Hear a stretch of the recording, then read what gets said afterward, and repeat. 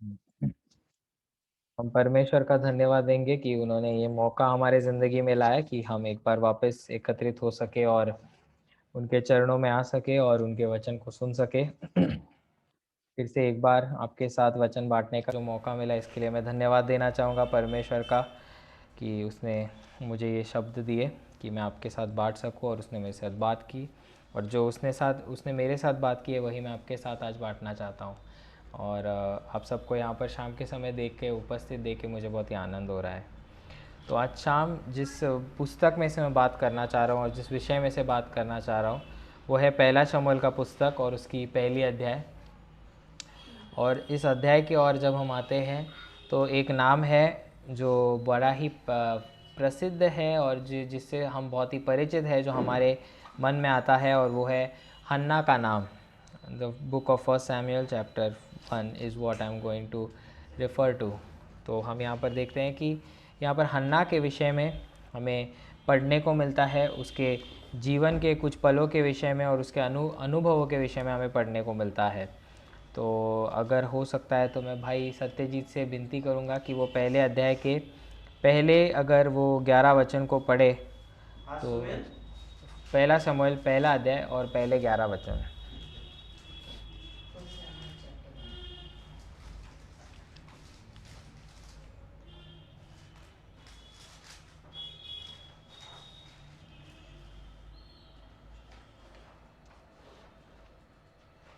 তিনি সদাপুর কাছে মানত করে বললেন, হে সর্বপক্ষ অধিকারী সদাপ্রভু, তুমি যদি তোমার এই দাসীর মনের কষ্টের দিকে চেয়ে দেখো এবং আমার প্রতি মনোযোগ দাও আর আমাকে ভুলে না গিয়ে যদি তোমারই এই দাসীকে একটা ছেলে দাও, তবে সারা জীবনের জন্য আমি তোমাকে তোমাকে তোমার উদ্দেশ্যে দান করব। তার তার মাথায় কখনো ফুল লাগাবো না। 1 से 11 हो गया। एक से क्या? हाँ जैसे 11 अच्छा जाने 1 से 11।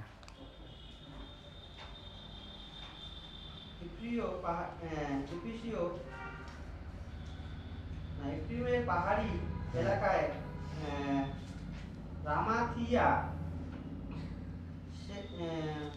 সফির শহরে ইলিকানা নামে একজন লোক ইফ্রিয় গোষ্ঠীর লোকদের সঙ্গে বাস করতেন। তার বাবার নাম ছিল জিরমিয়। জিরমিয় ছিলেন ইলিশুর ছিলেন তোহের ছেলে এবং তোহের ছিল শুকুরের ছেলে। ইলিশুর দুইজন স্ত্রী ছিল, একজনের নাম হান্না আর অন্যজনের নাম পন্নী। পন্নীর ছেলে মেয়ে হয়েছিল, কিন্তু হান্নার কোনো ছেলে হয়নি। ইলকানা প্রত্যেক বছর তার শহর থেকে শিলোতে যেতেন। তিনি সেখানে গিয়ে সর্বপক্ষ তার অধিকারী সদাপুর উপাসনা ও তার উদ্দেশ্যে পশু উৎসর্গ করতেন। তখন সেখানে পুরোহিত এলির দুই ছেলে সদাপুর পুরোহিত ছিল। তাদের নাম ছিল হপিনি ও পিনহোস। পশু উৎসর্গের দিনে ইলকানা তার স্ত্রী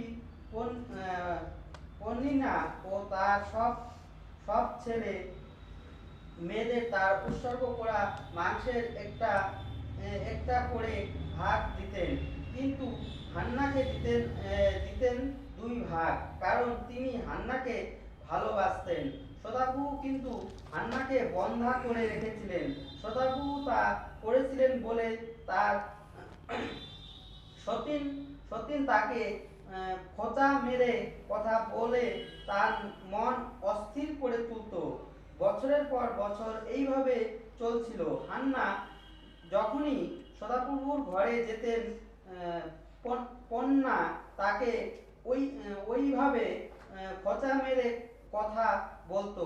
তাই তিনি কান্নাকাটি করতেন আর কিছু খেতেন না। এ দেখে তার স্বামী ইলকানা তাকে বলল, হান্না তুমি কেন কাঁদছো, কেন তুমি খাচ্ছ না, কেন তোমার এত দুঃখ? আমি কি তোমার কাছে আহ, 10টা ছেলে চেয়েছি? 10টা ছেলের বেশি, 10টা ছেলের চেয়েও বেশি নই। এক সময় শিলোতে খাওয়া দাওয়া শেষ করে হান্না উঠে উপাসনা ঘরে গেলেন। পুরোহিত এলি তখন সদাপ্রভুর সেই ঘরের দরজার কাছে একটা আহ, একটা আসনে বসেছিল। সময়ে মনের মনের কষ্ট হান্না সদাপ্রভুর কাছে খুব কেঁদে কেঁদে প্রার্থনা করতে লাগলেন। Okay, thank you. परमेश्वर इन पढ़े हुए वचनों पर हमें आशीष दे। हमने जो अभी भाग पढ़ा वो पहला शमूएल का पुस्तक उसकी पहली अध्याय 1 से 11 वचन है। और इस भाग में हमें पता चलता है कि एक व्यक्ति है जिसका नाम एल्काना है और उसकी 2 पत्नियां हैं। एक का नाम पेनिना है और एक का नाम हन्ना है। और पेनिना जो थी उसके बच्चे थे। वहाँ पर अगर आप पढ़ोगे तो आपको आई थिंक 4 वचन में लिखा है कि उसको पुत्र और कन्याएं थे, एक से बढ़कर थे, और इसलिए प्लूरल में या अनेक वचन वहाँ पर इस्तेमाल किया गया है। और अगर हन्ना के विषय में पढ़े तो जैसे दूसरे वचन के आखिर में दिखा है कि हन्ना के कोई बच्चे या बालक नहीं थे। और उसी के साथ हमारे सामने एली जो उस समय का महायाजक था उसके बारे में लिखा गया है 3 वचन में। और उसके भी 2 पुत्र थे, उसका नाम है होफनी और फिनियास, जो कि परमेश्वर के लिए याजक के कार्य में उलझे हुए रहते थे। तो इस प्रकार से हमारे सामने 6 ऐसे लोग हैं जिनके विषय में बताया गया है। और जैसे मैंने कहा कि इस अध्याय की मुख्य जो किरदार है या सेंट्रल कैरेक्टर है दैट इज़ हन्ना। और आज मैं आपके साथ इन 5 जो व्यक्ति है और उनके साथ जो हन्ना के अनुभव है उसमें से कुछ अनुभवों को आपके सामने रखना चाहूँगा। तो उसके अनुभव अगर हम देखें तो हन्ना का एल्काना के साथ एक अनुभव है, हन्ना का पेनिना के साथ एक अनुभव है, हन्ना का होफनी और फिनियास के साथ कुछ अनुभव है जो प्रत्यक्ष नहीं अप्रत्यक्ष है लेकिन अनुभव ज़रूर है। लेकिन और आखिर में हम देखते हैं कि एली जो याजक है उसके साथ उसका अनुभव है। तो आज मैं इन 5 में से देखो चाहूँगा कि 2 लोगों के या 2 अनुभवों को आपके सामने रखूँ। लेकिन उसकी और बढ़ने से पहले हम देखते हैं कि वो जो समय था जिस समय में हन्ना अपना जीवन बिता रही थी, एल्काना अपना जीवन बिता रहे थे, वो समय कैसा था। और वो समय एक ऐसा समय था जो इज़राइल के इतिहास में अगर आप देखो तो सबसे अंधकार से भरा हुआ ऐसा समय था। It was one of the darkest periods in the history of Israel.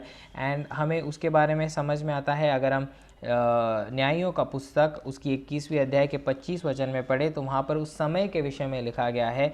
Book of जजेस chapter 21 verse 25, I'll just read it, you can follow it in your own Bibles. In those days there was no king in Israel, every man did that which was right in his own eyes. तो वो एक ऐसा समय था जब Israel में कोई राजा नहीं था। जजेस 21-25 विचार करता कौन 21-25 21 और 25 जजेस 21-25। तो वो एक ऐसा समय था जब इज़राइल के राष्ट्र में, इज़राइल के प्रांत में कोई राजा नहीं था। और हम जानते हैं कि अगर कोई राजा नहीं होगा, अगर कोई अध्यापक नहीं होगा या अधिकारी नहीं होगा तो लोग वही करेंगे जो उनके ইসরায়েলীদের মধ্যে কোনো রাজা ছিল না। हाँ যে যা ভালো মনে করতো সে তাই করতো। या तो उन्होंने वही किया जो उनके आँखों में उनको सही लगा या उचित लगा। और ये जब ऐसा करते हैं तो वहाँ पर कोई कायदा कानून नहीं रहता, वहाँ के जो लोग रहते हैं वो अपने मर्ज़ी के हिसाब से करते हैं और वहाँ पर जो क्राइम होता है या गलत चीज़ें होती है वो बढ़ते जाती है। तो ऐसे समय काल में हमारे सामने हन्ना नामक एक स्त्री का परिचय दिया जाता है जो पूरे दुख से भरी है, जो क्योंकि उसका दुख वही है कि उसको वो बांझ थी या वो बच्चों को जन्म नहीं दे पा रही थी, वो उसका दुख था। और ऐसे समय में ऐसी स्त्री हमारे सामने रखी जाती है और उसके दुख को हमारे सामने रखा जाता है, और उसके दुख से हम देखते हैं कि परमेश्वर उसे आगे चल के आशीष भी देते हैं। लेकिन उसके पहले मैं आपके सामने 10 ऐसे वर्सेस में एक्सप्रेशंस या ऐसे वाक्य है जो आपके सामने रखना चाहूँगा, जिससे हमें पता चलता है वो दुखी थी और कितने हद तक दुखी थी। She was sad and there are 10 expressions of her sadness which are there in the first chapter. I will just point it out to you. सबसे पहले हम देखते हैं वचन 2 में, जहाँ पर लिखा गया है कि उसके कोई बच्चे नहीं थे, उसके कोई बालक नहीं थे। पहले शमूएल के पहले अध्याय के दूसरे वचन में हम देखते हैं कि उधर आखिर में लिखा है कि हन्ना के कोई बच्चे नहीं थे, कोई बालक नहीं थे। फिर जब हम छठे वचन में आते हैं तब हम देखते हैं वहाँ पर जो उसकी विरोधी थी, जो सौतन थी पेनिना, वो उसको उकसा रही थी या प्रवोक कर रही थी। फिर चिढ़ाकर कुड़ाती रहती थी, कुड़ाती रहती थी या उसे उकसाती रहती थी। फिर 7वें वचन में भी वही दिया है कि वो उसे उकसाती रहती थी। फिर वापस अगर आप 7वें वचन में पढ़ोगे तो 2 ऐसी बातें दी है कि वो बहुत रोती रही, विलाप करती रही और उसने खाना नहीं खाया। ये सारे जो हम देख रहे हैं एक्सप्रेशंस या वाक्य, वो बताते कि उसके जीवन में कितना ज़्यादा दुख था। फिर 8वें वचन में आते हैं तो हम देखते हैं कि उसका पति उससे पूछता है कि वाई वीपेस्ट दाओ, या तुम क्यों रो रही हो। 10वें वचन में आते हैं तो वहाँ पर लिखा गया है there was bitterness in her soul, या उसके जो अंदर की आत्मा है या उसके अंदर का जो व्यक्ति था वो इतना दुख में डूब गया था कि उसे सिर्फ कड़वाहट और कड़वाहट ही महसूस हो रही थी। और 10वें वचन में लिखा है कि शी वेप्ट सोर, या फूट फूट कर रो रही थी। उसका दुख इतना ज़्यादा था कि वो फूट फूट कर रो रही थी। और अगर हम 15 और 16 वचन में पढ़े, वहाँ पर भी वो अपने हृदय के अंदर की जो अवस्था थी उसको वो बताती है। वहाँ पर वो कहती है कि but I have poured out my soul before the Lord, या मेरे मन की जो दुख थी या मेरे हृदय की जो बातें थी वो मैंने परमेश्वर के सामने उंडेल कर रख दी है। और 16 वचन में वो कहती है कि for count not thine handmaid for a daughter of Belial, for out of the abundance of my complaint and grief have I spoken hitherto, कि मेरे में इतनी दुख थी, मेरे में इतनी शिकायत थी और इतना दुख था कि उसमें वो इतना बढ़कर था कि मैं अब तक जो बोल रही थी कि वो उस दुख की वजह से बोल रही थी। तो इन सारे जब हम स्टेटमेंट्स को या वाक्यों को पढ़ते हैं तब हमें समझ में आता है कि वो काफ़ी ज़्यादा दुख में से गुजर रही थी। और उसके दुख का कारण एक था क्योंकि उसे कोई बच्चा नहीं हो रहा था, उसे कोई वो बाँझ थी और उसे बालक नहीं हो रहा था। और ऐसे परिस्थिति में हम देखते हैं कि उसकी ज़िंदगी में जब वो प्रार्थना करती है तो एली महायाजक आते हैं और उसकी प्रार्थना वो 17 वचन में कहते हैं कि परमेश्वर ने तुम्हारी प्रार्थना सुन ली है। और जब वो ये इस वाक्य को सुनती है, जब वो इस वचन को सुनती है, तो 2 ऐसे एक्सप्रेशंस है या वाक्य है जिससे हमें समझ में आता है कि वो आनंदित हुई। और वहाँ पर लिखा है 18 वचन में कि her countenance was no more sad, मतलब उसके चेहरे पर दुख नहीं था लेकिन आनंद आ गया था। क्यों?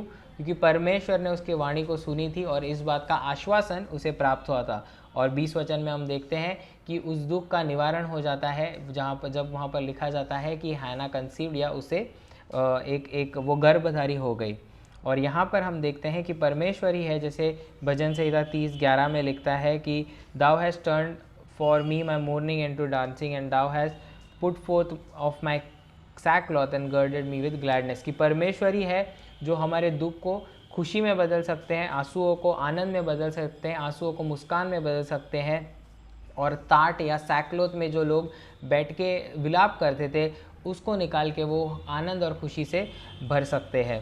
तो ये तो मैंने आपको सिर्फ एक पार्श्वभूमि दी हन्ना के व्यक्ति के बारे में, इस अध्याय के बारे में कि हन्ना कितने दुख में से गुजर रही थी, हन्ना अपने ज़िंदगी में कैसे समय में से गुजर रही थी। लेकिन उसको, जैसे मैंने कहा कि 5 व्यक्ति थे और उन 5 व्यक्तियों के साथ उसके कुछ अनुभव थे। और आज शाम के समय में उन अनुभवों को आपके सामने रखना चाहता हूँ और आशा करता हूँ और परमेश्वर से यही प्रार्थना है कि परमेश्वर हम सबके मन से बात करे, हमारे हृदय से बात करे और उस अनुभव में से हम भी कुछ सीखे जो हम अपनी ज़िंदगी में लागू कर सके। तो सबसे पहले मैं चाहूँगा कि हन्ना और पेनिना और हन्ना और होफनी और फिन्यास, ये 2 ऐसे एग्जाम्पल्स हैं जो मैं आज आपके सामने बात करना चाहता हूँ और उस अनुभव को रखना चाहता हूँ। तो अगर हम पेनिना के विषय में पढ़े तो हमें समझ में आता है, दूसरे वचन में उसका नाम सबसे पहले हम पढ़ते हैं जब वहाँ पर लिखा गया है कि एल्कना के दूसरे पत्नी का नाम था पेनिना। तो एल्कना के 2 पत्नियाँ थी, एक थी हन्ना, दूसरी थी पेनिना। और ये जो पेनिना करके स्त्री थी जो जो अल्कना की दूसरी पत्नी थी और हन्ना की सौतन थी, ये हमेशा हन्ना को एक विरोधी के तौर पर, एक दुख देने वाली के तौर पर हमेशा सामना करती थी, उसे बहुत दुख देती थी, उसे बहुत पीड़ा देती थी, जो हम 6ठे वचन में पढ़ते हैं कि her adversary also provoked her for sore to make her fret because the Lord had shut up her womb. वो जानती थी कि उसको, वो बाँझ थी, उससे बच्चा नहीं हो रहा था और इस कारणवश वो उसे बहुत दुख देती थी, बहुत तकलीफ़ देती थी। और हम जब देखते हैं कि हमें जब दुख होता है, तकलीफ़ होता है, जब हमें दुख दिया जाता है तो बहुत बार हमें गुस्सा आता है। उसने बहुत बार उसे उकसाने की ज़रूर कोशिश की कि वो गुस्सा आए उसमें या उसमें एक क्रोध आए, लेकिन कहीं पर भी अगर आप पूरे पहले शमूएल के 4 अध्याय में पढ़ो तो कहीं पर भी हन्ना के विषय में ऐसा लिखा नहीं गया कि उसने सामने से प्रतिक्रिया दी। वो हमेशा शांत रही, उसने जो दुख हुआ वो हमेशा अपने अंदर रखा, उसने कभी भी प्रतिक्रिया नहीं दी, उसने पेनिनिया को कभी भी रिएक्ट नहीं किया। और वो ही एक थी जो मुख्य कारण थी, जो बाहर बाहर तो उसे लोग कुछ ना कुछ कहते होंगे, लेकिन घर में पेनिना उसके साथ 24 घंटे रहती थी और वो उसको ज़्यादा दुख देती थी और उसको बहुत सारे ऐसे हो सकता है कि ताने मारती हो या ऐसे कुछ वाक्य कहती हो जिससे उसे बहुत दुख लगे।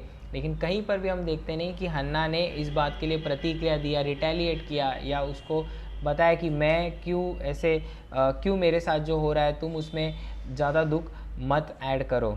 और अगर हम कुछ बाइबल कमेंट्रीज़ को पढ़े तो वहाँ पर ऐसा लिखा गया है कि हो सकता है कि एल्कना ने पहले हन्ना के साथ शादी की और क्योंकि उसे वो बच्चे को जन्म नहीं दे पाई, उसने पेनिना के साथ उसने 2-3 साल बाद शादी की। तो अगर 2-3 साल बाद शादी की और अगर वो हम अगर जैसे हमने पढ़ा कि पेनिना के कई बच्चे थे और कई ऐसी बच्चियाँ थी, तो लड़के और लड़कियाँ, तो उस हिसाब से वो 7-8 साल से वो उसके साथ रही होगी। और इन 7-8 सालों में हम देखते हैं कि कहीं पर भी हन्ना ने किसी भी तरह की प्रतिक्रिया नहीं दी। ये उसे हमेशा चिढ़ाती होगी या हमेशा उकसाती होगी, लेकिन कहीं पर भी हन्ना ने कभी भी प्रतिक्रिया नहीं दी। और इसे से हमें समझ में आता है कि हन्ना जो है, उसका चरित्र जो है उसमें बहुत ज़्यादा गहराई थी। She had great depth in her character.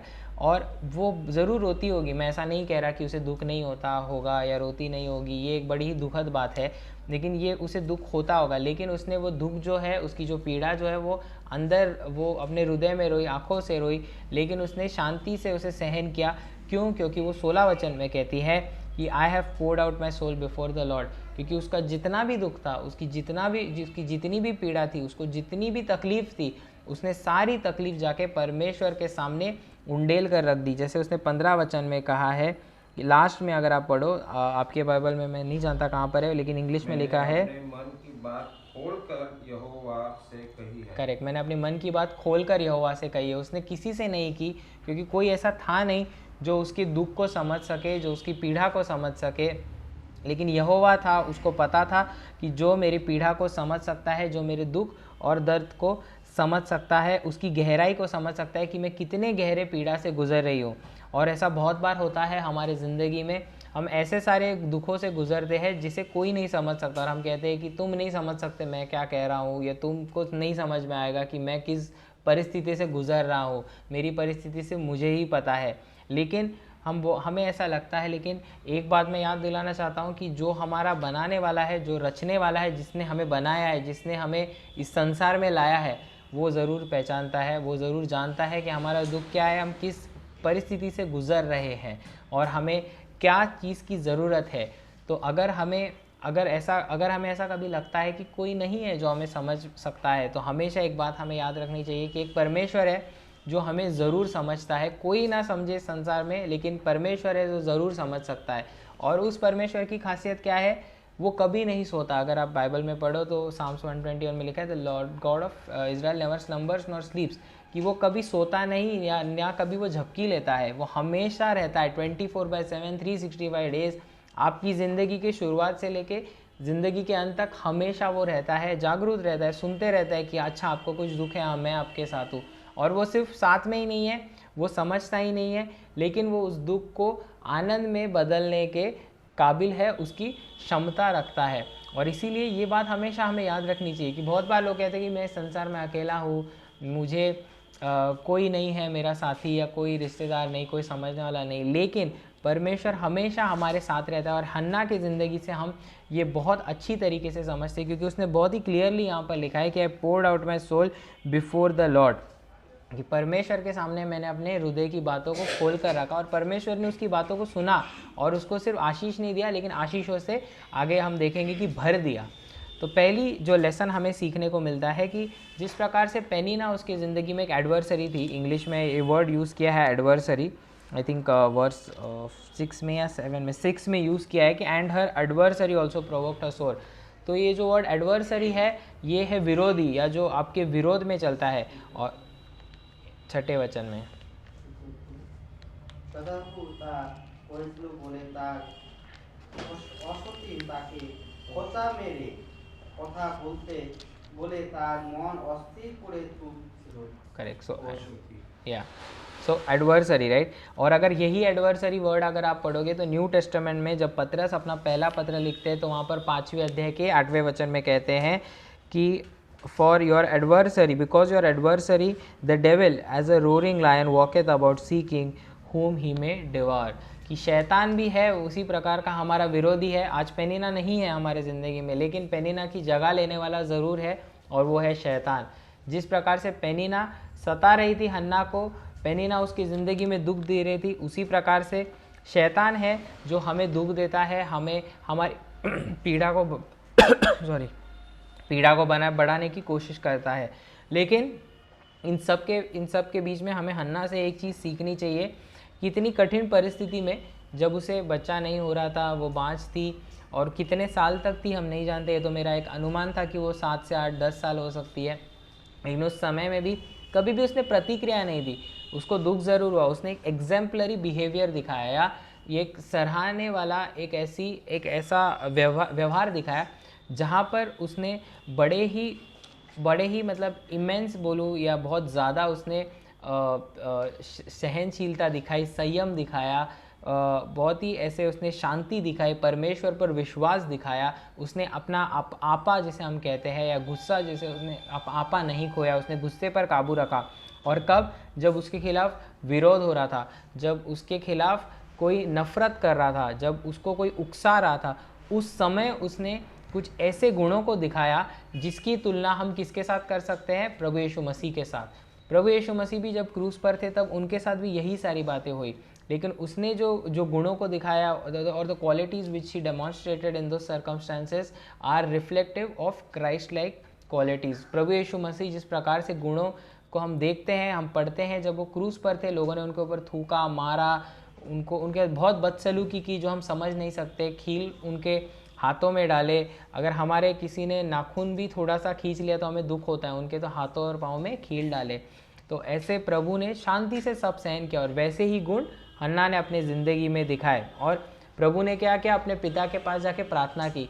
हन्ना ने भी वही किया, अपने परमेश्वर पिता के पास गए और उसने प्रार्थना की। और यही हमें एक क्रिस्ती होने के नाते, जो एक ऐसा व्यक्ति जो परमेश्वर पर विश्वास करता है, हमें यही चीज़ सिखाता है that we need to have a strong personal prayer life, क्योंकि प्रार्थना ही वो समय है जब हम परमेश्वर के पास अपनी बातों को, अपने विषय को, अपनी शिकायतों को उसके सामने रख सकते हैं और वो हमारी बातें सुनते हैं। और अगर हमें हमारे शत्रु जो कि शैतान है इस संसार में, उसके साथ खड़ा रहना है, उसके साथ लड़ना है, उसके खिलाफ अगर खड़ा रहना है, तो हमें एक वैयक्तिक रूप से प्रार्थनामय जीवन बिताना और रखना बहुत ज़रूरी है, और तभी हम उसके खिलाफ लड़ सकते हैं। That the Lord will give out strength to withstand the attacks of the devil, कि शैतान जो भी हमारे पर आक्रमण करेगा उसके विरोध में हम खड़े हो पाएंगे, क्योंकि हमारा प्रार्थनामय जीवन होगा तो हम परमेश्वर से संपर्क बना पाएंगे। तो यही हम उनसे प्रेरणा ले सकते हैं हन्ना से, कि किस प्रकार से उसने अपने जीवन में ऐसी परिस्थिति में भी प्रार्थना का सहारा लिया। दूसरी बात या दूसरा सबक जो हम सीखते हैं इस पूरी घटना में से, जो पेनिना और हन्ना के बीच में हुई, उसमें से ये है कि पेनिना को जो खुशी मिली वो ये थी कि उसे पुत्र हुए, उसे बेटे हुए, उसे बेटियां हुई। लेकिन वो जो उसको आनंद मिला वो कुछ क्षणों के लिए था, वो अनंत काल के लिए नहीं था। लेकिन जिस दुख में से हन्ना गुजरी उसके वजह से उसका जो परमेश्वर के साथ नाता है वो और अधिक गहरा हुआ। वो इतना गहरा हुआ कि वो अनंत काल के लिए बनता गया, अनंत काल के लिए वो नाता मजबूत हुआ। तो यही हम सीखते हैं जब कठिन परिस्थिति आती है एक परमेश्वर के संतान के जीवन में, तो वो हमेशा उसे परमेश्वर के पास ही लाती है। जब जब एडवर्सिटी आती है तब हम परमेश्वर के पास पुकार लगाते, उसकी तरफ हमारी नज़र उठाते, और हमारा परमेश्वर एक ऐसा परमेश्वर है जो कभी त्यागता नहीं, कभी छोड़ता नहीं, right. God never leaves us nor forsakes us. और ऐसा परमेश्वर जब हमारे साथ है, जैसे यहाँ पर भी लिखा है, he will never leave you not forsake you, do not be afraid, do not be discourage. और यही बात है, जब कठिन समय आता है तो परमेश्वर हमारे साथ रहता है और वो छोड़ता नहीं। और हम देखते हैं हन्ना पेनिना के विषय में इसके बाद कभी लिखा नहीं गया, उसके बच्चे कौन थे हम जानते नहीं, लेकिन हन्ना के विषय में हम देखते हैं कि उसको कौन हुआ, सैमुअल हुआ। और सैमुअल के बारे में हम जानते हैं कि सैमुअल बड़ा ही एक ऐसा यूनिक प्रकार का एक व्यक्ति बना, क्योंकि वो जज भी था, एक न्याय था, एक नबी बना, वो राजा के समान था, क्योंकि उसने जाके राजा को नियुक्त किया, अभिषिक्त किया। और हम देखते हैं कि परमेश्वर के साथ एक याजक के रूप में भी सैमुअल था। और हम देखते हैं कि इतने सारे रोल्स सैमुअल ने निभाए। तो मतलब हम देखते हैं कि परमेश्वर ने जो आशीष दी हन्ना को, वो अनंत काल के लिए थी और वो कई ज़्यादा बढ़कर थी।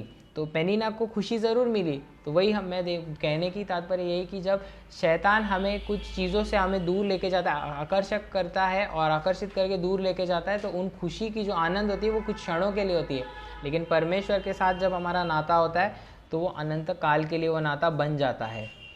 तीसरी बात, अगर हम समय के इसमें देखें, कॉन्टेक्स्ट में देखें या उसको उस संदर्भ में देखें, तो जो शब्द पेनिना ने इस्तेमाल किए थे, जो हार्श शब्द इस्तेमाल किए, जो बहुत ही कठोर ऐसे शब्द इस्तेमाल किए जिसके वजह से वो रोई, राइट, उसको बहुत रोना आया। Because she provoked her therefore she wept and she did not eat. उसको ऐसे शब्दों से उसने उसको उसके ऊपर हमला किया या आक्रमण किया कि वो इतना रोई कि उसने खाना नहीं खाया। हम देखते हैं अभी यहाँ पर 3 बच्चे, कभी थोड़ी बहुत झगड़ा होता है तो थोड़े से रोते हैं या यहाँ वहाँ भागते, लेकिन आप देखिए कि उसको इतना, लेकिन वो तो मस्ती मजाक में करते, लेकिन हम देखते हैं कि उसको इतना उसने सताया या इतना उसको दुख दिया कि उसने खाना खाना छोड़ दिया। वो रोती रही, और वेप्ट सोर लिखा है, आई डोंट नो कि वो कितना रोई, लेकिन वो बहुत देर तक रोती रही। लेकिन ऐसे समय में भी हम देखते हैं, क्योंकि हन्ना का जो विश्वास था, हन्ना ने जिसकी तरफ नज़र उठाई थी वो परमेश्वर था, इजराइल का परमेश्वर था।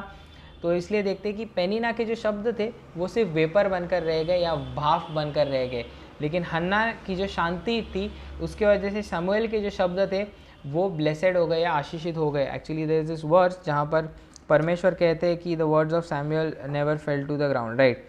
अब देखिए, अगर आप पहला शमूएल की 3 अध्याय की 18 और 19 वचन अगर आप पढ़ सकते हो, तो पहला शमूएल 3 अध्याय 18 और 19 वचन।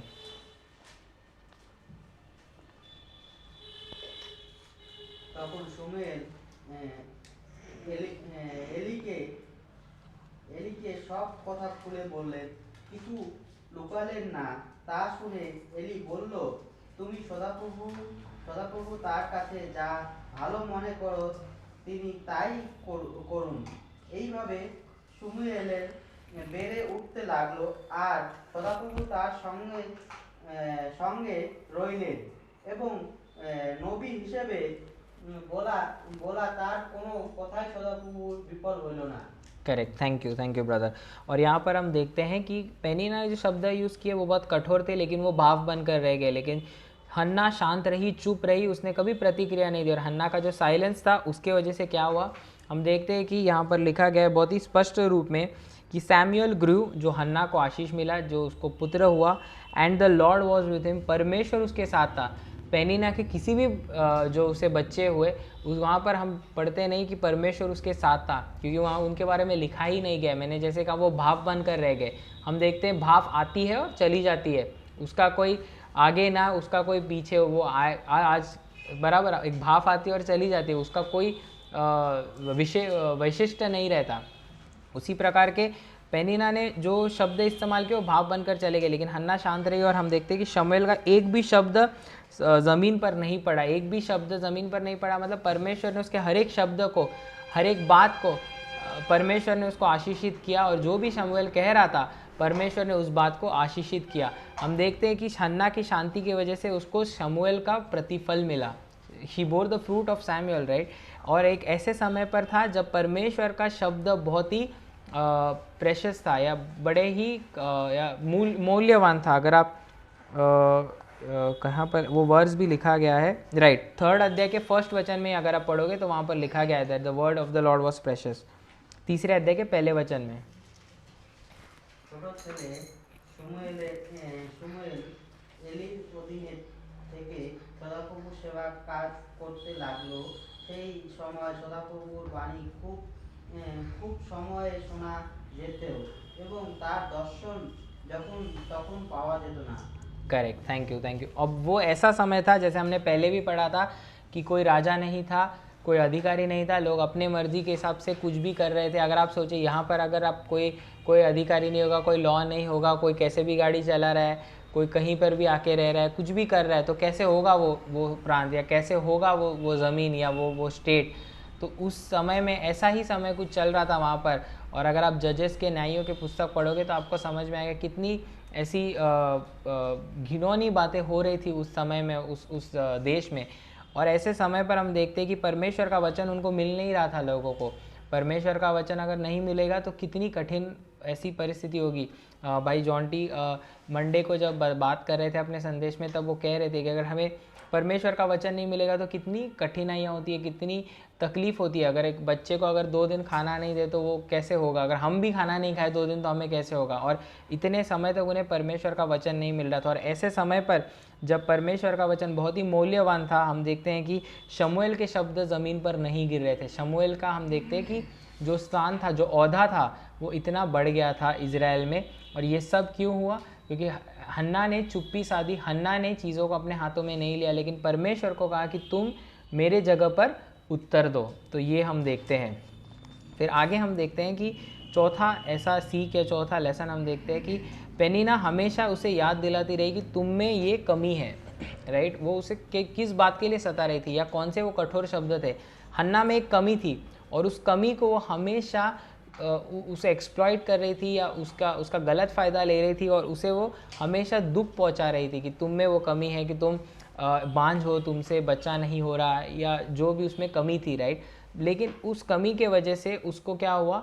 उसे दुख हुआ। और यही बात आज शैतान भी हमारे साथ करता है। हम सब में कहीं ना कहीं कमियां होती है। हम कोई भी ऐसा व्यक्ति नहीं है यहाँ पर बैठा हुआ जो ये कह सकता है कि मैं परिपूर्ण हूँ या परफेक्ट हूँ, कि मेरे में कोई गलती नहीं है, मैं कोई गलत काम नहीं करता, मैं बहुत अच्छा हूँ, मैंने कभी कुछ गलती की नहीं, मुझे पता ही नहीं कि गलती क्या होता है। ऐसा कोई नहीं है। बाइबल कहता है कि एक ही ऐसे इंसान थे, एक ही व्यक्ति थे जिन्होंने कभी पाप नहीं किया, जो पूरी तरीके से परिपूर्ण थे, और वो है प्रभु यीशु मसीह। In him there was no sin, he knew no sin, he did no sin. ऐसा प्रभु यीशु मसीह के बारे में कहा जाता है। उनको पाप क्या है उसका ज्ञान नहीं था।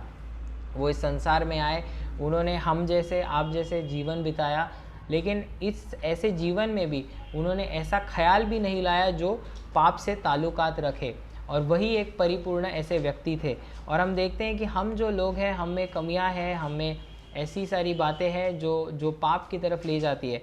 और पेनिना ने हमेशा उस कमी का फ़ायदा उठाया और हन्ना को याद दिलाते रही कि तुम में वो कमी है, तुम में वो कमी है, और उस कमी की वजह से उसे दुख होते गया, दुख दिलाते गया। और शैतान भी यही करता है।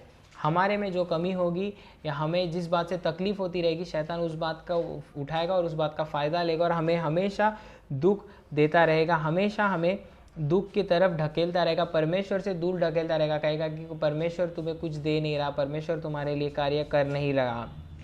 लेकिन हम देखते हैं कि उसका एक ही मकसद होता है कि वो हमेशा हमें इस बात का एहसास दिलाए कि वी आर डिफीटेड, कि हम परिचित हो गए हैं, हम विजय नहीं हो सकते। इस संसार में हम जी तो ज़रूर रहे हो, लेकिन आपके जीवन में कोई सफलता नहीं आएगी, आप असफल जीवन जियोगे, आपका जीवन का कोई मकसद नहीं है, ध्येय नहीं है। ऐसा वो हमेशा याद दिलाता रहेगा that you are leading a defeated life. लेकिन परमेश्वर का वचन इसके लिए भी उत्तर देता है। वो कहता है कि we are more than conquerors, हम विजेता से भी बढ़कर है। और क्यों? क्योंकि प्रभु यीशु मसीह ने अपने जान हमारे लिए कुर्बान किए। अगर हम रोमी की किताब 8वें अध्याय 37 वचन पढ़े तो वहाँ पर ये बहुत ही स्पष्ट रूप से लिखा गया है, Romans 8:37, we are more than conquerors.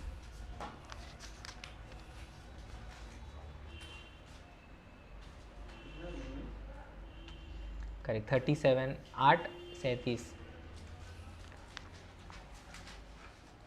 37 हाँ, 837 8:37।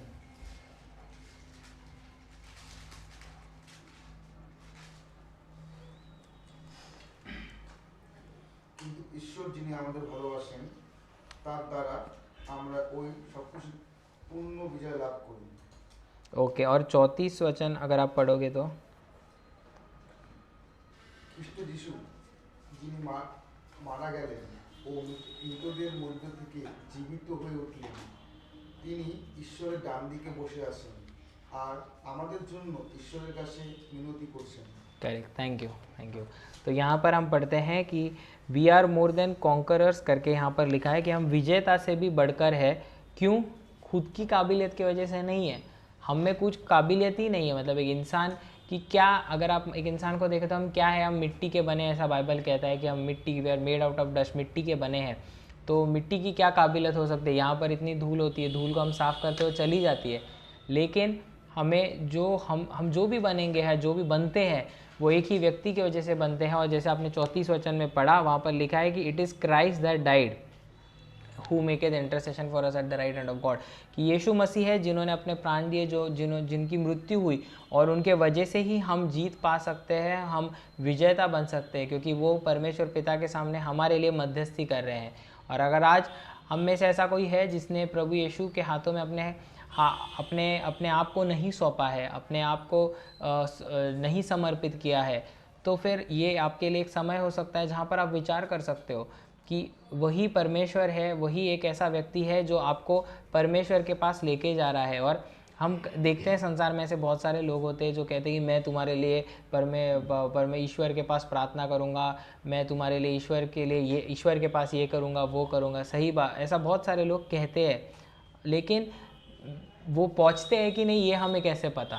लेकिन प्रभु यीशु मसीह वहाँ तक पहुँचते हैं, और ये हमें इसलिए पता है क्योंकि बाइबल में बहुत स्पष्ट रूप से लिखा है वो मरे थे, हम सब मरते हैं, हम सब मर भी जाएंगे एक दिन, क्योंकि ये एक रीत है इस संसार में। और इसकी वजह क्या है? ये भी लिखा है कि पाप है। लेकिन प्रभु यीशु मसीह तीसरे दिन जीवित उठे, और यहाँ पर बहुत स्पष्ट रूप से लिखा है कि is eight the right hand of God. ऐसा कौन व्यक्ति है जो परमेश्वर के दाहिनी ओर आज खड़ा है और कह सकता है कि हाँ मैं तुम्हारे लिए मध्यस्थी कर सकता हूँ? ऐसा कोई भी व्यक्ति नहीं है जो हमारे लिए मध्यस्थी कर सकता है, सिर्फ यीशु मसीह है। क्यों? क्योंकि वो जी उठे हैं और वो परमेश्वर के पास पहुँचे हैं, और उन तक पहुँचने के लिए किसी भी व्यक्ति की आपको ज़रूरत नहीं है। आप अगर अपने घुटनों पे जाओगे या हाथ जोड़ोगे और प्रार्थना करोगे कि परमेश्वर मेरी ये तकलीफ़ है, ये दुख है, और आप सुनिए, और प्रभु यीशु मसीह के वजह से आप सुनिए जिन्होंने अपने प्राण मेरे लिए दिए, तो ज़रूर परमेश्वर आपकी प्रार्थना सुनेंगे। आपकी जो भी समस्या है, आपकी जो भी हृदय की पीड़ा है, मैं नहीं जानता, शायद भाई जॉन्टी नहीं जानते, कोई नहीं जानता, लेकिन परमेश्वर आपको जानता है। उसने आपको हाथों से बनाया है, अपनी स्वरूप में बनाया, तो वो ज़रूर आपको जानता है। और शैतान हमेशा वो बताएगा कि आप में ये कमी है, हमेशा ये इस बात को टोकने की कोशिश करेगा कि आप एक असफल जीवन जी रहे हो क्योंकि आप में कमियां हैं, क्योंकि वो चाहता है कि हम सब असफल जीवन जिए। लेकिन परमेश्वर ने यीशु मसीह में एक रास्ता बनाया है कि हम सब विजयी है, हम एक सफल जीवन जी सकते हैं, और वो सिर्फ यीशु मसीह के वजह से और यीशु मसीह के द्वारा है। और हम परमेश्वर के पास ये अनुग्रह करेंगे, हमें मांगना चाहिए हम सबको कि हमें उस सफल जीवन जीने के लिए जो एक अनुग्रह लगता है, राइट, उस अनुग्रह की हमें ज़रूरत है, और उसके वजह से ही हम पाप नहीं करेंगे और एक विजयी क्रिस्ती जीवन जी पाएंगे। जैसे ग्रेस वही होता है, राइट। अगर आप एक चीज़ नहीं कर पा रहे हो, लेकिन परमेश्वर आपको वो प्रदान करते कि ओके आप ये नहीं कर पा रहे हो, लेकिन मैं अपना अनुग्रह तुम पे बरसाता हूँ, और उस अनुग्रह को आपको जब मिलता है तो आपको शक्ति मिलती है कि आप पाप ना करो, और उसी के वजह से आप फिर एक विजयी क्रिस्ती जीवन जी सकते हो। तो ये एक चौथा एक ऐसी सीख थी। और पांचवी ऐसी सीख जो मुझे ऐसे लगी, जो मैं आपके साथ बांटना चाहता हूँ, कि ये अनंत जो लोग प्रभु यीशु मसीह पर विश्वास करते हैं, वो उनको एक अनंत काल जीवन का एक आश्वासन मिलता है, एक आशा मिलती है। और उसके पीछे कारण क्या है? क्योंकि जैसे मैंने कहा कि यीशु मसीह तीसरे दिन मरे हुए में से जी उठे। अगर मौत में से अगर आपको जी उठना है तो पाप को हराना पड़ेगा, और ऐसा कोई व्यक्ति नहीं जो पाप को हरा सका है या सकेगा, सिर्फ यीशु मसीह को छोड़कर। और क्योंकि वो आज जीवित है, और इसलिए जो कोई उन पर विश्वास रखते हैं उन्हें इस बात की आशा है, इस बात का आश्वासन है, इस बात का भरोसा है कि वो भी अनंत काल के लिए जिएंगे। क्यों? क्योंकि जैसे अगर आपने रोमन्स 8:34 में अगर पढ़ा that he is even at the right hand of God, वो आज मौजूद है, इज़ लिखा है कि आज वो वर्तमान काल में आज मौजूद है वहाँ पर, और जो व्यक्ति जीवित है वही आपको वहाँ ले जा सकता है जो पहुँचा है। फॉर एग्जाम्पल अगर आपको यहाँ से अगर आपको आई don't no may be Chennai जाना है, तो आप उसी व्यक्ति को पूछोगे जो चेन्नई गया हो या उसे चेन्नई कैसे जाना है पता हो। आप उस व्यक्ति को नहीं पूछोगे जो रशिया में बैठा है कि अरे मुझे चेन्नई जाना है मुझे बताओ, नहीं, आप उसी व्यक्ति को पूछोगे जो वहाँ तक पहुँचा है, जो वहाँ तक गया है। तो आज हमें इस बात का इसलिए आश्वासन है, इसलिए भरोसा है मैं कहूँगा, क्योंकि यीशु मसीह आज स्वर्ग में गए हैं, यहाँ पर लिखा है, इस पर विश्वास करते हैं। ये जीवित परमेश्वर का जीवित वचन है।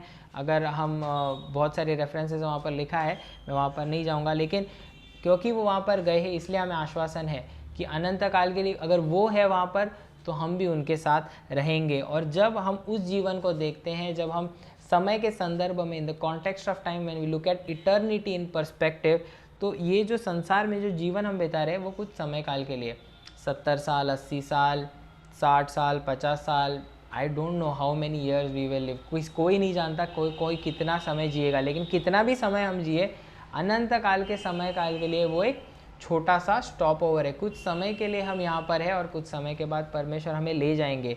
और इस समय में जब हम आते हैं तो हमारे जीवन में हो सकता है ऐसे अनुभव आए जैसे पेनिना का अनुभव आया, लेकिन हमेशा अगर हमारी नज़र वहाँ पे टिकी रही कि हाँ अनंत काल का जीवन है, तो हम इस संसार के जीवन को अच्छी तरीके से बिता पाएंगे। तो ये कुछ ऐसी बातें थी जो पेनिना के जीवन से मैं आपके सामने बांटना चाहता था। अभी समय तो काफ़ी कम है, लेकिन मैं सिर्फ should I touch on Hophni and Phinehas, should I quickly try to cover it, I quickly try to cover it. हम बहुत ही जल्दी से होफनी और फिनियास के साथ जो हन्ना का अनुभव हुआ उसको देखेंगे। तो अभी होफनी और फिनियास के साथ अगर आप देखो, अगर आप पहले शमूएल के पहले 4 अगर अध्याय पढ़ो तो कहीं पर भी आपको होफनी और फिनियास और हन्ना के बीच में वार्तालाप नहीं पढ़ने को मिलता। You can find the conversation between Hannah and Peninnah, Hannah and Eli, Hannah and Elkanah, लेकिन हन्ना एंड होफनी और फिनियास के बीच में कोई ऐसे वाक्य नहीं, कोई वार्तालाप नहीं है जहाँ पर जो उनके बीच में लिखा है। लेकिन बहुत एक चीज़ लिखी गई है जो मैं वहाँ यहाँ पर पढ़ना चाहूँगा कि वहाँ कहाँ पे पढ़ा था हमने, हाँ ओके, 3 वचन में कि एल्काना अपने शहर से हर एक साल प्रति साल yearly he went out of his city to worship and to sacrifice unto the Lord of hosts in Shiloh, and the 2 sons of Eli, Hophni and Phinehas, the priests of the Lord were there। तो हर साल प्रति साल हन्ना और उसका Elkanah और उसका परिवार जिसमें हन्ना भी थी, हर साल वो जाते थे शाइलो अर्पण करने के लिए परमेश्वर के पास, और होफनी और फिनियास वहाँ पर याजक थे। तो जब होफनी और फिनियास यहाँ पर याजक थे, और जैसे मैंने कहा पेनिना के समय की हो सकता है 8 से 10 साल का वो समय काल हुआ हो जहाँ पर हन्ना को बच्चे को जन्म देने की वो क्षमता ना प्राप्त हुई हो या वो बांझ रही हो। तो इस समय में उसने देखा होगा कि ये परमेश्वर के जो याजक है होफनी और फिनियास, ये किस प्रकार के लोग रहे होंगे, और उसने देखा कि ये लोग उस समय के जो लोग थे उनसे अलग नहीं थे। उस समय मैंने जैसे कहा कि वहाँ पर कोई राजा नहीं था, कोई अधिकारी नहीं था, हर एक जन अपने मन के अनुसार कर रहा था। उस समय पर हम देखते हैं कि होफनी और फिनियास भी मौजूद थे, और उनमें कोई अलग या उनको कोई अलग करने वाली बात नहीं थी। वो भी वही चीज़ें कर रहे थे जो उनके हृदय में आ रही थी, उनके मन में आ रही थी। और मैं अभी ज़्यादा गहराई में नहीं जाऊँगा क्योंकि समय नहीं है, लेकिन हम देखते हैं कि उसने देखा होगा कि उन्होंने कितनी पाप की है। अगर हमें उसे समझना है तो हम पढ़ेंगे नहीं, लेकिन मैं आपको सिर्फ रेफरेंस दे रहा हूँ कि चैप्टर 2 वर्स 15 to 17 और चैप्टर 2 22 to 24, यहाँ पर अगर आप पढ़ोगे तो वहाँ पर उनके पाप के विषय में लिखा गया है कि होफनी और फिनियास ने किन सारे पापों को किया है। और जब उन पापों को हम पढ़ते हैं तो हन्ना के मन में वो ख्याल आया होगा कि अगर मुझे परमेश्वर कोई संतान दे, या वो मेल दे या फीमेल दे, मैं चाहूँगी कि वो इनके तरह ना बने, मैं उनके तरह मैं परमेश्वर की इच्छा पर चलने वाला एक ऐसा संतान चाहूँगी। क्योंकि हम देखते हैं कि हन्ना से एक डिफरेंट रिएक्शन आती है, एक अलग रिएक्शन आती है। वो क्या है, जैसे अगर आप आई थिंक अगर हमने देखा है कि 11 वचन में लिखा है कि I will give him unto the Lord all the days of his life. तो यहाँ पर हम देखती हैं कि हन्ना बहुत ही स्पष्ट रूप से वेरी क्लियरली वो कहती है कि मुझे एक ऐसा बच्चा चाहिए जो मेल हो, जो मेल हो या जो लड़का हो, और मैं वो परमेश्वर को की सेवकाई के लिए देना चाहूँगी पूरे ज़िंदगी भर के लिए। तो ये ऐसी प्रार्थना उसने क्यों की होगी, ये ऐसे मैंने सोचने की कोशिश की और कुछ ऐसे कारण हैं जो मेरे मन में आए। सबसे पहला कारण है कि उसने देखा होगा कि होप्नी और फिनियास परमेश्वर के याजक ज़रूर है, लेकिन वो एक भ्रष्टता का जीवन जी रहे हैं, परमेश्वर की इच्छा के अनुसार जीवन नहीं जी रहे हैं, और उसका परमेश्वर पर विश्वास था। और इसलिए इसने सोचा रहेगा कि अगर जो भी मुझे आप संतान दो, मैं चाहूँगी कि वो संतान वही चीज़ें करे जो परमेश्वर के इच्छा के अनुसार हो, और वो परमेश्वर के लिए उपयोगी पात्र बने। और इसीलिए हो सकता है कि परमेश्वर ने इतने सालों तक हन्ना को वो पुत्र नहीं दिया, हन्ना को वो बालक नहीं दिया, क्योंकि वो चाहता था कि कोई एक ऐसा व्यक्ति बने उस समय में जो उसके इच्छा के अनुसार करे, जो इसके इच्छा के अनुसार चले। और यहाँ पर वो आप सोच के देखिए, जिसको बच्चा नहीं हो रहा है, जिसको बालक नहीं हो रहा, वो स्त्री कैसी प्रार्थना करेगी कि मुझे आप एक बालक दीजिए। फिर वो लड़का हो या लड़की हो, उसकी वो चिंता नहीं करेगी, वो हमेशा कहेगी मुझे एक बच्चा चाहिए, करेक्ट। वो ऐसे नहीं कहेगी मुझे लड़का चाहिए, लड़की चाहिए। लेकिन हम देखते हैं कि यहाँ पर उसकी एक इच्छा थी कि वो माँ बने, और वो सही इच्छा थी, लेकिन वो चाहती थी कि उसको जो बच्चा हो या उसको जो बालक हो वो परमेश्वर की सेवकाई में लगे। और जैसे कि मैंने कहा कि बहुत सारे पाप है जो आप दूसरे अध्याय के 15 और 17 और दूसरे अध्याय के 22 से 24 वचन में पढ़ सकते हो, उसमें मैं नहीं जाऊंगा। लेकिन मैं बताना चाहूँगा कि हो सकता है कि साल दर साल, मैंने इंग्लिश में लिखा है, मैं सिर्फ से पढ़ूंगा फिर हिंदी में ट्रांसलेट करूँगा। And Hannah must have said in her heart year after year, if ever God gives me a child, I wish it should be a male child who can serve the Lord with all his heart and doing his will, unlike these priests who are appointed by God himself but are disobedient to God's will. And this is how I feel that God must have worked in her heart and prepared her heart to make that prayer and vow. कि देखो कि मतलब हन्ना ने कहा होगा कि इन याजकों को मैं देख रही हूँ और ये पूरी तरीके से भ्रष्ट है, पूरी तरीके से पाप में डूबे, और अगर कभी परमेश्वर मुझे कोई संतान दे तो मैं चाहूँगी कि वो एक ऐसे मेल संतान हो या एक लड़का हो जो परमेश्वर के लिए मैं पूरी तरीके से समर्पित करूँगी और वो परमेश्वर की इच्छा के अनुसार चले। और मुझे ऐसा लगता है कि इतने सालों तक जब हन्ना को उसके प्रार्थना का उत्तर नहीं मिला, तो धीरे धीरे साल प्रति साल परमेश्वर ने उसके हृदय में कार्य किया होगा और उसके हृदय को तैयार किया होगा, क्योंकि ये बड़ी ही कठिन ऐसी बात है कि एक स्त्री जिसको बहुत सालों तक बांझ है, संतान नहीं हो रही, जिसको पहली संतान हो रही है, वो उस संतान को जाके परमेश्वर को दे रही है कि इसको अभी आप पूरे ज़िंदगी के लिए मैं डेडिकेट करना चाहती हूँ। तो ये एक बहुत बड़ी स्त्री है और उसके लिए उसे मेंटली और इमोशनली प्रिपेयर होना बहुत ज़रूरी है। And I feel that God waited her and did not answer her prayer to prepare her heart. और ये ही परमेश्वर ने उसके मन में विचार दिया होगा कि देखो इर्द गिर्द अगर आप देखो तो इतनी भ्रष्टता है इस संसार में, और मैं चाहता हूँ कि कोई मेरी इच्छा के अनुसार चले और जो मेरी आज्ञा का पालन करे। और यही बात परमेश्वर कहते भी है इन चैप्टर 2 वर्स 35। मैं चाहूँगा कि वो पढ़े दूसरे अध्याय के 35 वचन में।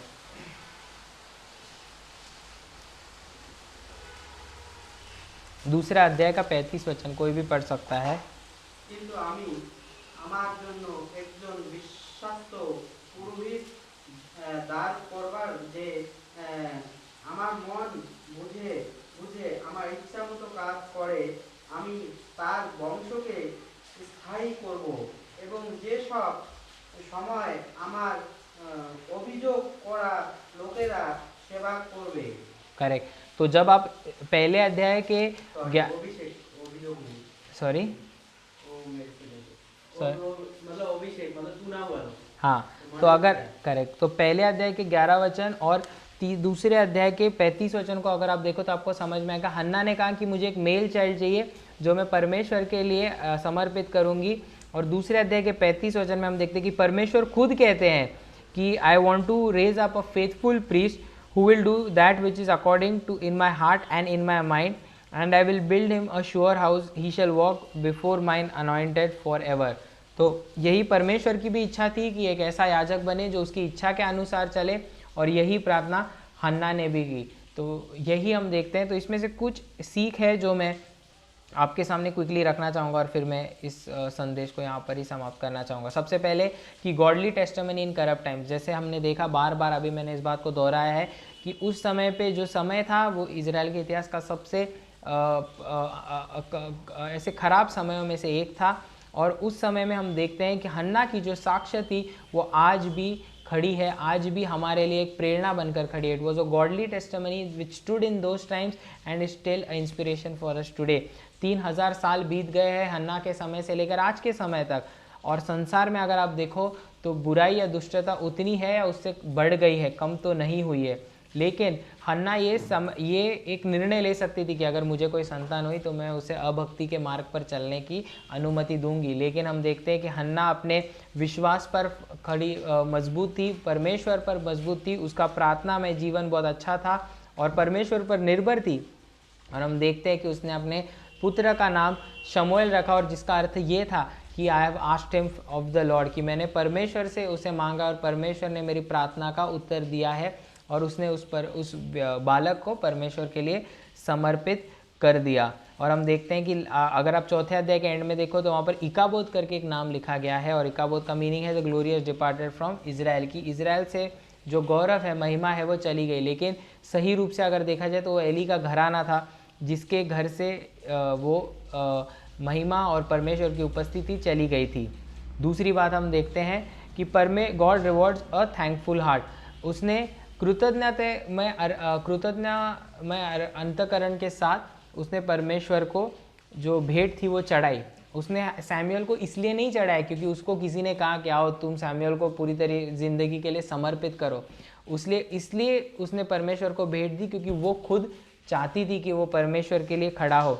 और हम देखते हैं कि परमेश्वर ने इस बात के लिए उसको सराहाया, उसकी प्रशंसा की, और सिर्फ सैमुअल से ही उसको वहाँ पर रोका नहीं, लेकिन परमेश्वर ने आगे चल के उसको 3 पुत्र और 2 बालक भी दिए। आई थिंक वो 3rd चैप्टर में है, right. She was blessed with 3 sons and 2 daughters।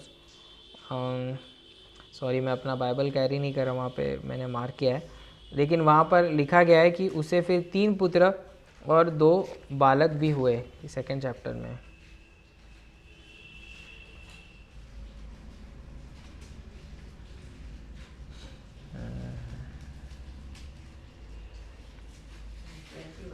हाँ 21, यस, चैप्टर 2 वर्स 21 के 8 लास्ट में दिया, and she bare 3 sons and 2 daughters and child Samuel grew before the Lord.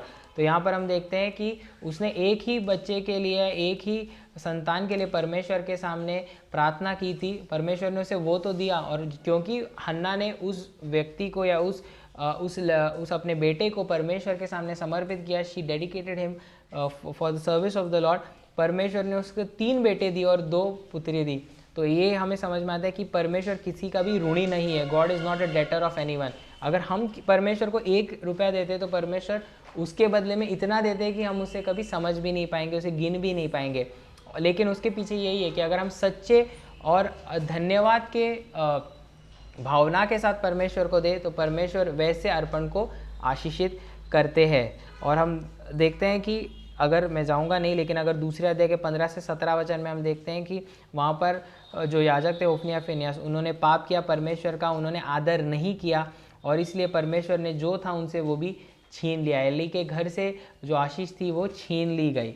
और यही हम देखते हैं कि अगर हम परमेश्वर का आदर नहीं करेंगे, परमेश्वर की धन्यवाद नहीं करेंगे, तो परमेश्वर हमें उसके लिए शिक्षा भी दे सकते हैं। लास्ट के आई थिंक 2 पॉइंट्स है, आखिर में देखता हूँ कि God is in search of committed individuals. परमेश्वर चाहता था कि एक ऐसा व्यक्ति उनके पास आए जो कमिटेड हो, जो उसके लिए पूरी तरीके से समर्पित हो। तो परमेश्वर ने यही चीज़ सैमुअल के द्वारा की कि परमेश्वर ने एक ऐसा व्यक्ति पाया जो पूरी तरीके से कमिटेड था। क्यों? क्योंकि जैसे 35 वचन में हमने दूसरे अध्याय के पढ़ा कि परमेश्वर चाहते थे कि एक विश्वास योग्य याजक परमेश्वर के लिए खड़ा हो जो उसकी आज्ञा का पालन करे। और अगर हम देखते हैं तो मैंने ये किसी कमेंट्री में पढ़ा था, तो ये मैंने वहाँ से लिया है कि in the immediate sense it was Samuel who was the priest. मतलब अगर हम तुरंत देखें तो एली के बाद शमूएल वहाँ पर याजक हुआ, जिसने उसके बेटों को वहाँ से उसके बदले रिप्लेस किया। फिर अगर हम आगे चलकर देखें तो जादोक करके एक याजक था जो एली के पूरे पूरे परिवार को उसने रिप्लेस किया। और आखिर में हम देखते हैं कि वो जो बात उन्होंने कही थी वो प्रभु यीशु मसीह में पूर्ण हुई, क्योंकि प्रभु यीशु मसीह वो याजक बने जो मेल्कीसेदेक के क्रम के अनुसार थे। He was in the order of Melchizedek, जो हम इब्रानियों की पुस्तक 7वें अध्याय में पढ़ते हैं। तो यही बात हम देखते हैं कि जब पूरी तरीके से भ्रष्टता थी, दुष्टता थी, तब परमेश्वर ने ऐसे एक व्यक्ति की खोज की जो उसके लिए कमिटेड हो, समर्पित हो। और यही हम देखते हैं कि आज भी परमेश्वर ऐसे लोगों की खोज में है। परमेश्वर को पूरा देश नहीं चाहिए, राष्ट्र नहीं चाहिए कि वो बदलाव लाए या परिवर्तन लाए। उन्हें एक भी अगर व्यक्ति मिले तो वो परिवर्तन ला सकते, बदलाव ला सकते। और परमेश्वर को वो व्यक्ति सैमुअल में मिला। और आज यही चुनौती हम सबके सामने है कि क्या हम वो व्यक्ति, वो इंसान परमेश्वर के लिए बन सकते हैं या नहीं। और अगर मैंने इसको इंग्लिश में लिखा है, मैं इसको हिंदी में अनुवाद करूँगा कि Hannah's prayer was honored and Samuel became that light for Israel in possibly one of the darkest period in Israel's history।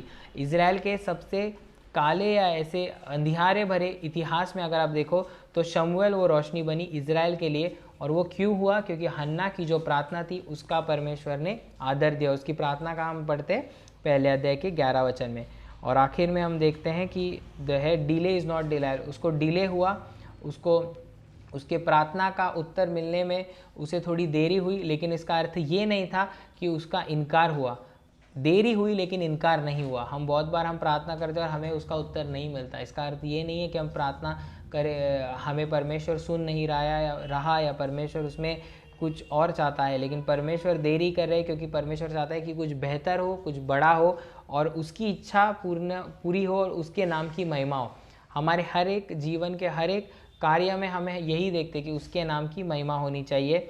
और हम वही सैमुअल की ज़िंदगी से देखते हैं कि कोई वो आम बालक नहीं था, सामान्य बालक नहीं था। He was not an ordinary child. वो एक ऐसा बालक बना जो पूरे अपने ज़िंदगी के हर एक जितना भी उसने जीवन बिताया वो परमेश्वर की सेवकाई में और परमेश्वर की महिमा में उसने बिताया। तो यही हम देखते हैं, जब हम परमेश्वर पर रुके हुए रहते हैं, when we wait on the Lord, it always leads to a blessed ending. और आखिर के दो मैं क्विकली इसे ख़त्म करने की कोशिश कर रहा हूँ, 2 लेसन्स कह के, कि आज भी परमेश्वर ऐसे ही लोगों की खोज में है जो मैंने आपको पहले ही कहा है। और ये हमारे सामने एक चुनौती है कि हम ऐसे कौन है जो हम परमेश्वर के लिए और उसकी इच्छा के अनुसार चलने के लिए, उसके अपना जीवन समर्पित करने के लिए तैयार है। और लास्ट का पॉइंट यही है कि होफनी एंड फिनियास वेर द स्पिरिचुअल और godly representatives of God in Israel, की परमेश्वर के आध्यात्मिक प्रतिनिधि होफनी और फिनियास थे, राइट। परमेश्वर याजक थे वो। तो अगर लोगों को कोई भी समस्या थी, समस्या तो नहीं बट कोई भी आध्यात्मिक चीज़ों के लिए जाना होता तो वो होफनी फिनियास याजक के तरफ अपनी नज़रें उठाते कि हमें अर्पण करना है, हमें बलि देना है। और वो उन्हें एक ऊपरी ऐसे ओहदे पर देखते कि इनका आध्यात्मिक स्तर अच्छा हो या परमेश्वर के साथ इनका जो नाता है वो अच्छा हो। लेकिन हम देखते हैं कि उनका जो जीवन था वो परमेश्वर को आदर देने वाला जीवन नहीं था।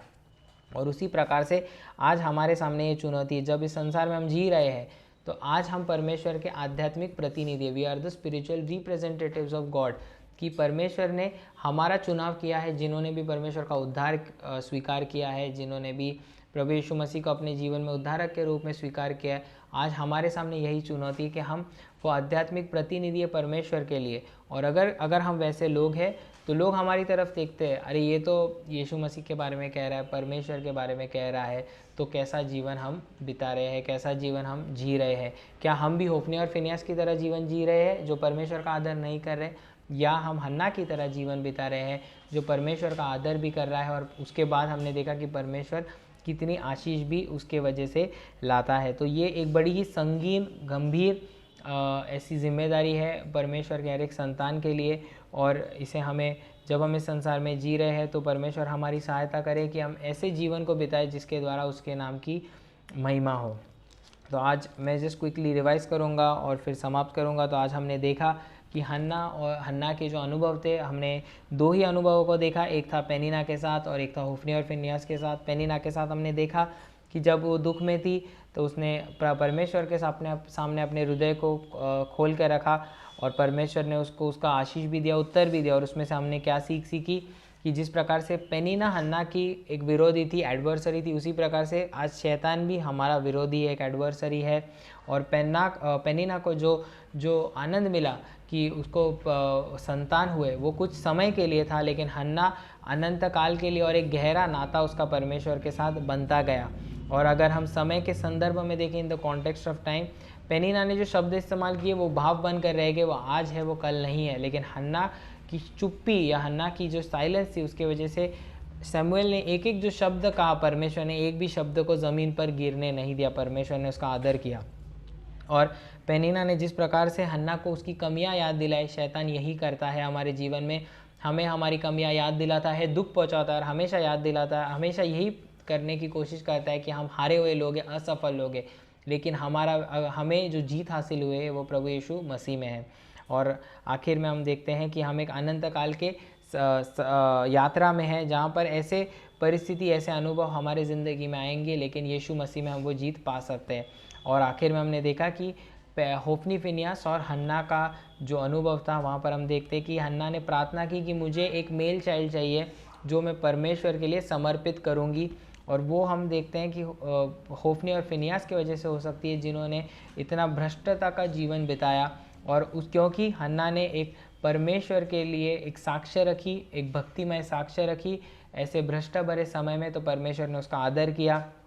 दूसरे हमने बात देखी कि जब हम धन्यवाद के अंतःकरण के साथ परमेश्वर को कुछ अर्पण करते, तो परमेश्वर हमेशा उस भेंट को आशीषित करते हैं और उसको 2 गुना 3 गुना और बहुत गुना हमें उसका आशीष देते हैं।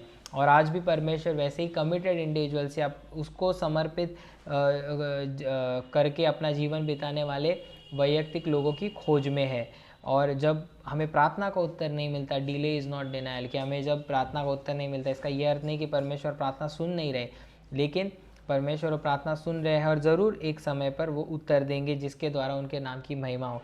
और हमने लास्ट में देखा कि हम जो है वो परमेश्वर के आध्यात्मिक प्रतिनिधि है, we are the spiritual representatives of God. And today God also wants us that we lead a life like Hannah and not like Hophni और फिनियास, कि हम होफनी और फिनियास की तरह ना जीवन बिताए, लेकिन हन्ना की तरह जीवन बिताए जो उसको आदर देने जैसा हो।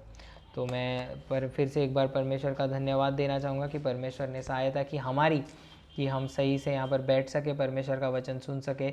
और मैं प्रार्थना करता हूँ कि जो भी हमने सुना है कि उसके द्वारा हमारे जीवन में परमेश्वर हमसे बात करे, और जैसी हमारी ज़रूरत हो परमेश्वर सहाय करे कि हम अपने जीवन में उन चीज़ों को लागू कर सके और परमेश्वर के नाम की महिमा हो।